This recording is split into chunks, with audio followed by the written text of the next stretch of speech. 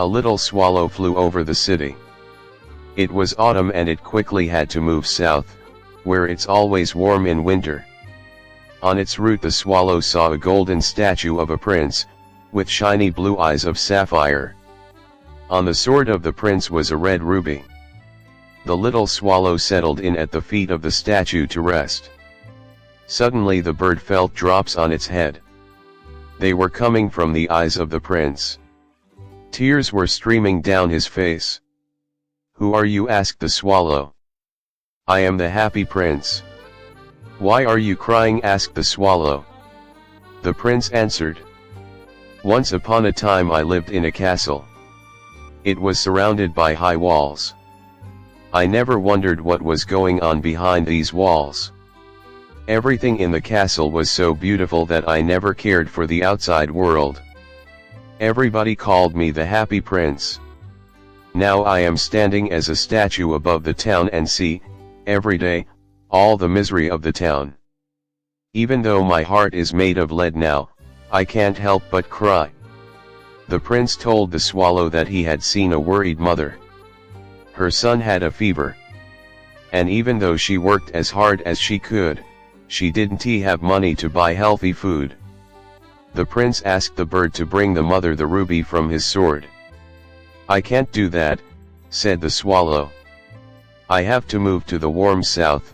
I want to survive the cold winter." "Can't you stay one night?" asked the prince. The swallow agreed. "Thank you so much, little swallow," said the prince. When the swallow saw the sick boy, it was happy it obliged to the prince's wish.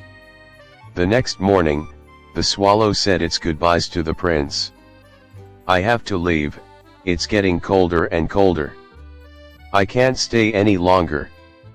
"Oh little friend," sighed the prince and told the bird about a young writer, who was working hard on a play in a cold little attic room.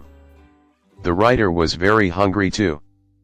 "Can't you stay a little longer?" "All right, just one more night then," the swallow agreed. "Take one of my eyes and bring it to the writer. He can sell the sapphire and buy food and wood." "Please, do as I ask from you," the prince insisted. The swallow took an eye and brought it to the little attic room. The young writer did not know what was happening to him, he was so lucky. "Now I really have to say goodbye," said the swallow. Again, the prince asked him to stay.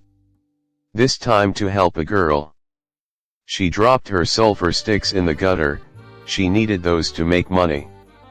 If she returned empty-handed, she would be in big trouble at home. "Take my other eye and bring it to her."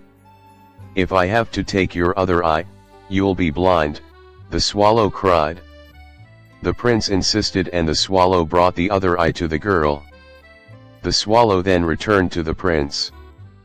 "You are now blind," it said, "and that is why I shall stay with you."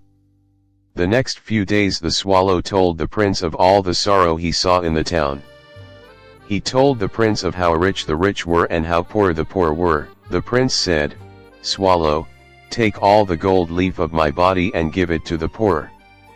The swallow did not want to leave the prince, even though the days grew colder and colder.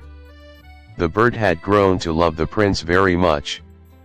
Then the day arrived that the swallow, at the prince's feet, fell into a deep, deep sleep. The prince understood that the bird was dying and it broke his lead heart.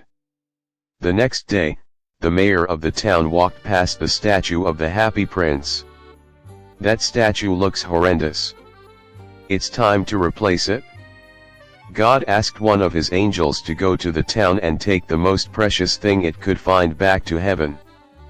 The angel returned with the swallow and the lead heart. "You have chosen well," said God. "The swallow and prince will live happily ever after in my golden town and paradise."